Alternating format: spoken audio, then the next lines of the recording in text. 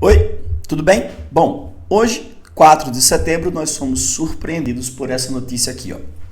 Sim mesmo, o Luiz Roberto Barroso, ministro do Supremo Tribunal Federal, suspendeu a lei que determinou o piso salarial de enfermagem e isso gerou uma grande discussão. Então, no vídeo de hoje eu vou tentar explicar essa decisão do Supremo Tribunal Federal, já deixando aqui claro que essa é uma análise técnica do ponto de vista do direito constitucional.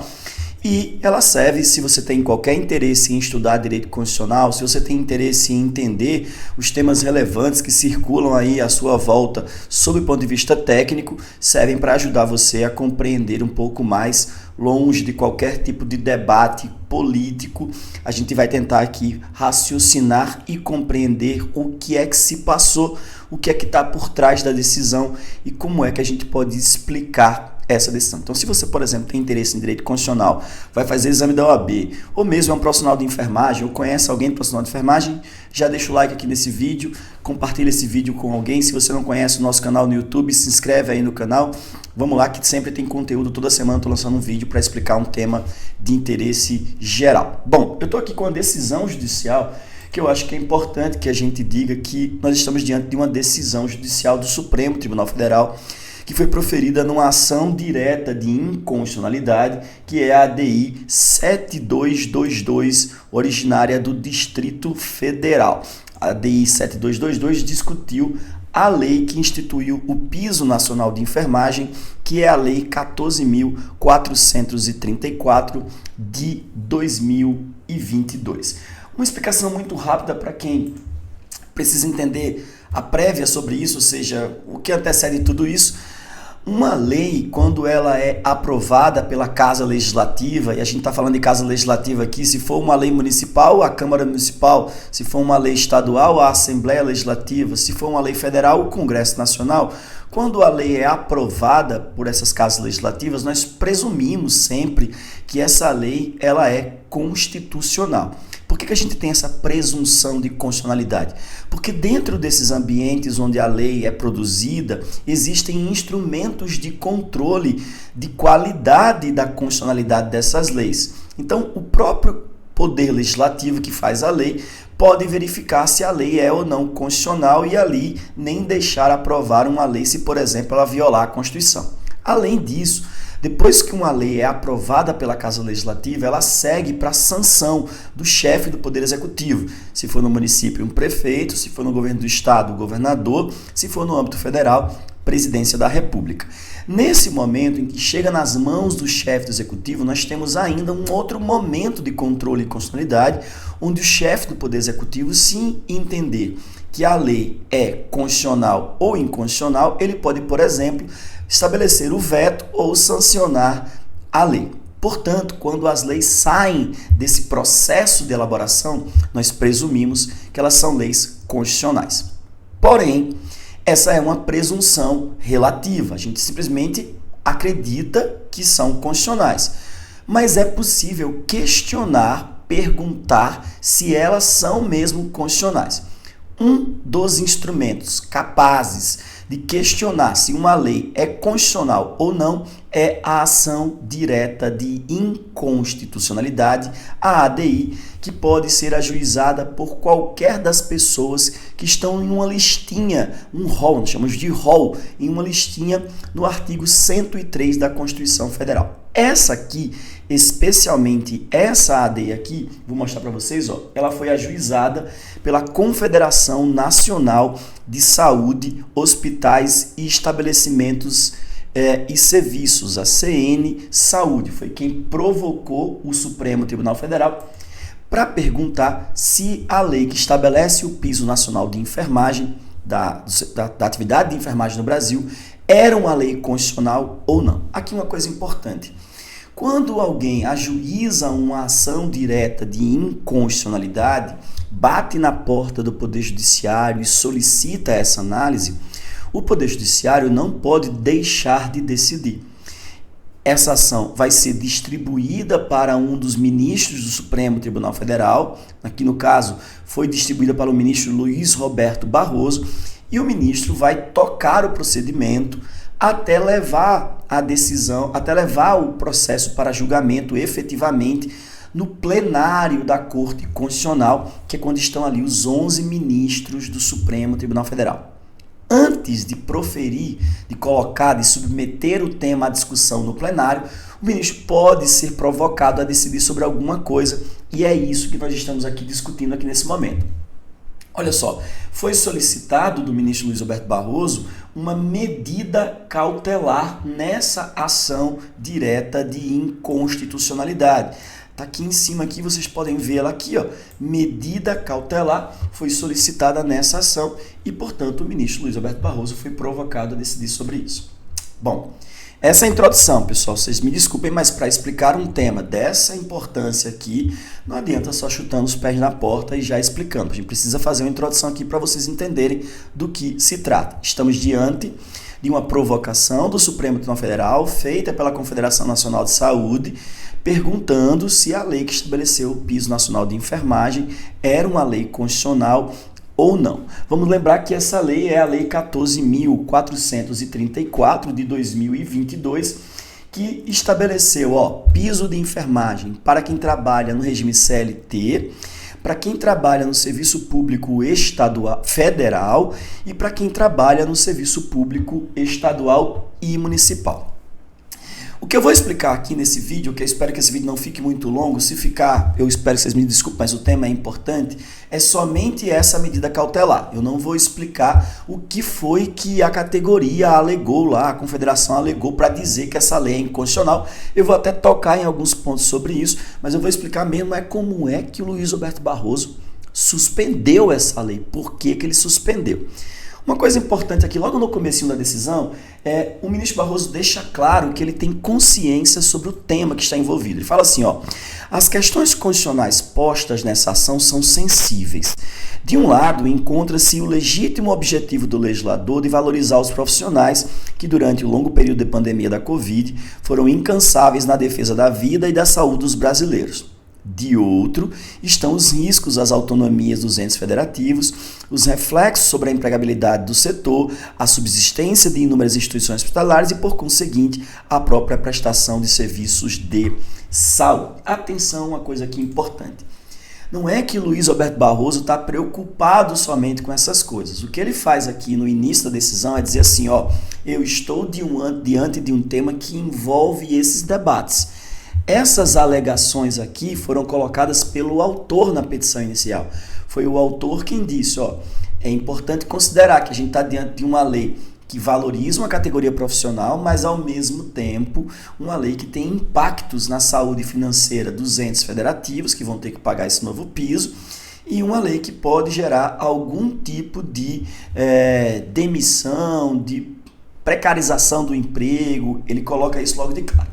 Logo em seguida, o ministro Barroso ele faz aqui as alegações, ele traz aquilo que foi alegado acerca da inconstitucionalidade da lei, mas como eu disse, eu não vou ler sobre isso aqui agora, vou apenas explicar como é que ele conseguiu suspender a lei. Então vamos lá. Quando uma ação direta de inconstitucionalidade é apresentada, é importante que a gente saiba que o julgamento dela demora um tempo. Porque ela tem todo um procedimento que ela vai ter que passar, vai mandar para um ministro, mandar para outro, vai para um, vai para outro, pede informação aqui, informação ali. Os processos tendem a ser processos demorados, especialmente no Brasil, a gente sabe disso. Só que às vezes a gente está diante de situações de muita urgência.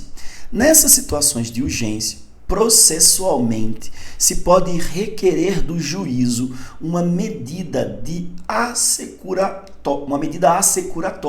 uma medida de cautela, uma medida de garantia para que alguma coisa seja preservada. E aqui é que a gente chama de medida cautelar.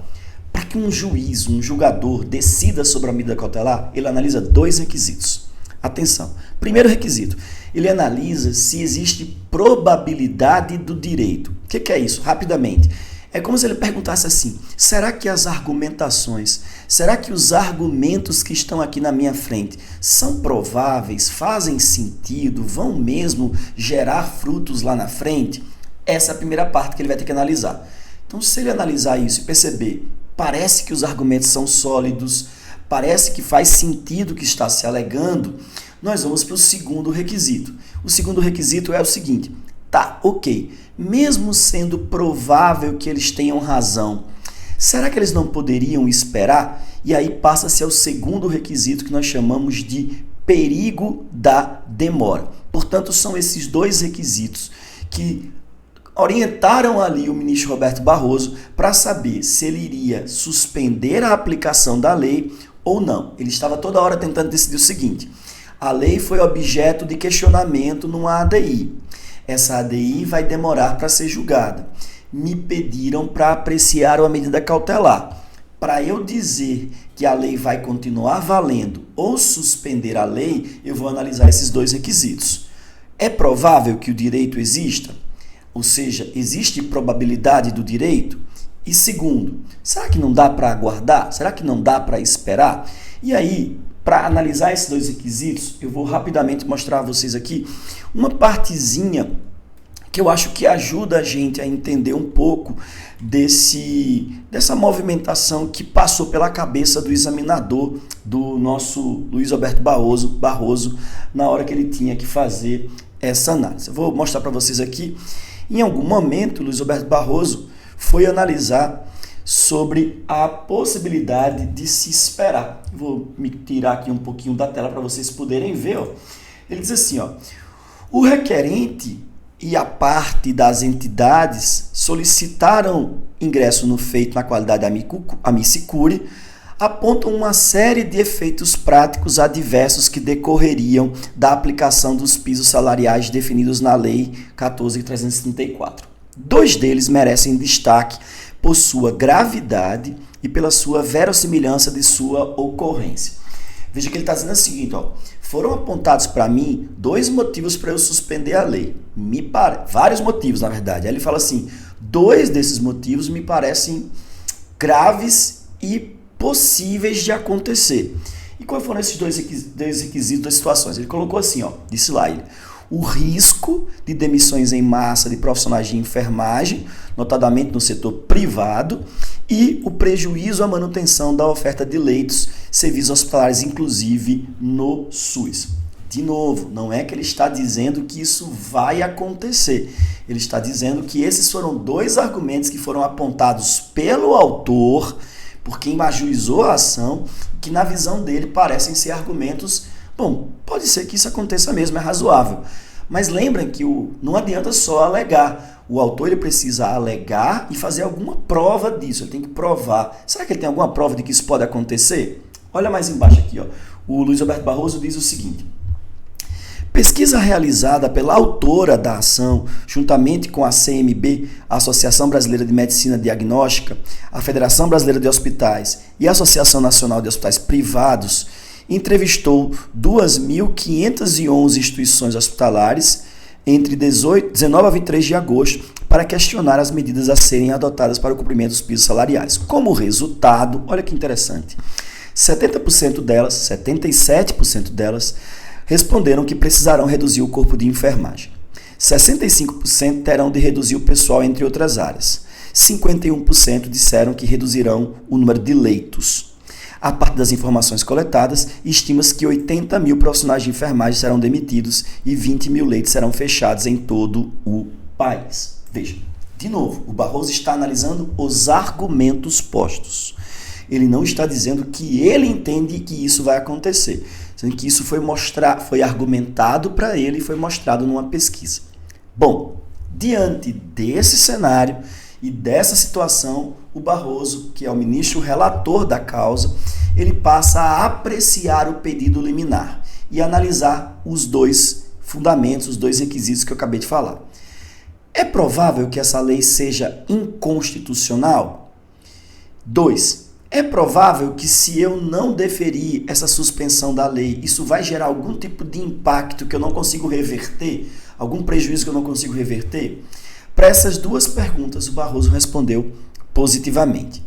Primeiro, ele argumentou que existem razões, existem argumentos na ação que parecem indicar que a lei possui defeitos de constitucionalidade e que isso, o simples fato disso ser provável, pode levar a algum tipo de declaração de inconstitucionalidade da lei no futuro.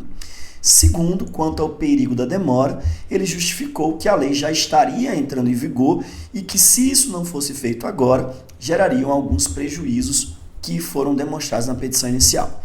A partir desse raciocínio, o Luiz Roberto Barroso determinou a suspensão da lei, deferindo a medida cautelar, e numa ADI, a consequência do deferimento de uma medida cautelar é a suspensão do ato normativo que está sendo questionado. Por que o ato normativo precisa ser suspenso?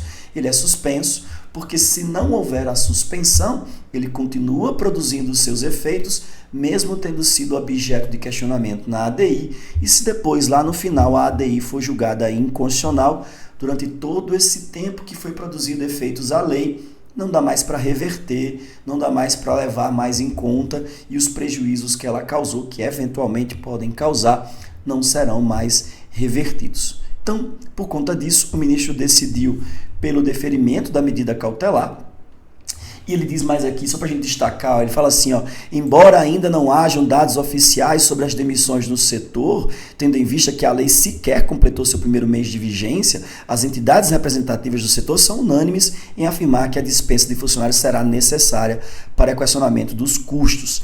A previsão parece guardar coerência com o impacto estimado pela Câmara dos Deputados para o serviço privado, que é de 10,5 bilhões, considerando as entidades com e sem fins lucrativos. A respeito disso, por conta disso e por todas essas razões, o ministro relator Luiz Roberto Barroso definiu aí, no finalzinho, fala mais uma vez rapidinho aí, não se pode questionar a relevância dos objetivos que moveram o legislador, nem a conveniência da valorização das categorias profissionais de que depende a adequada prestação de serviços de saúde. No entanto, sem prejuízo dos questionamentos acerca do vício de iniciativa, constitucionalização superveniente, enfim, aqui são assuntos técnicos, é preciso atentar, nesse momento, aos eventuais impactos negativos da adoção dos pisos salariais. Pela plausibilidade jurídica das alegações, trata-se de ponto que merece esclarecimento antes que se possa cogitar da aplicação da lei.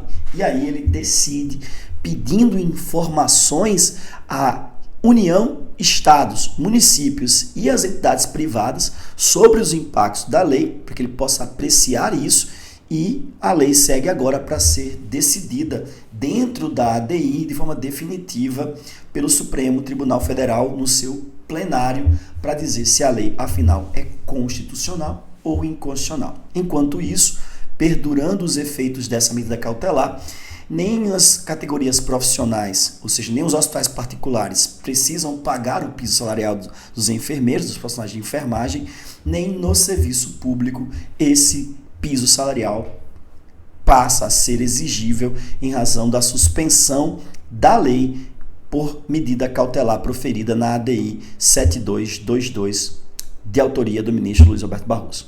Bom, é isso. Espero que vocês tenham entendido. O assunto é técnico, depois eu posso até voltar com um vídeo comentando quais foram os argumentos que foram ajuizados aqui na petição inicial para dizer que a lei é constitucional ou não. A gente pode discutir isso mais na frente, mas para esse momento a suspensão da lei se deu em razão da medida cautelar, presentes os requisitos da plausibilidade do direito e o perigo da demora. É isso. Se você curtiu esse vídeo, deixa seu like, deixa seu comentário aí, que eu respondo se houver mais alguma dúvida. Até a próxima. Valeu!